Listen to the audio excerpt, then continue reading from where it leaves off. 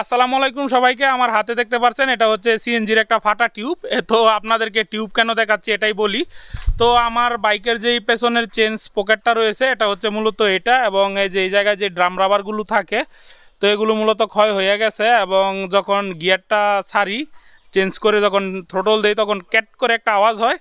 মূলত এটা লুজ থাকার কারণে, এবং এটা লুজ থাকার কারণে বা এটার যে ফ্রি প্লেটা এটা বেড়ে যাওয়ার কারণে আমি চেন যতবারই টাইট দিই এটার কোনো সমাধা হয় না। কিছুদিন পর পর দেখা যায় যে চেনটা আবার লুজ হয়ে যায়। তো এই জন্য মূলত চাকাটা খুললাম, এবং এই জায়গাতে কি করবো, এই যে টিউবটা কেটে সুন্দরভাবে গেটিসের মতো করে দিয়ে দিব, যাতে করে এটা লুজ না হয় এবং ঘ্যাট করে একটা আওয়াজ না হয়।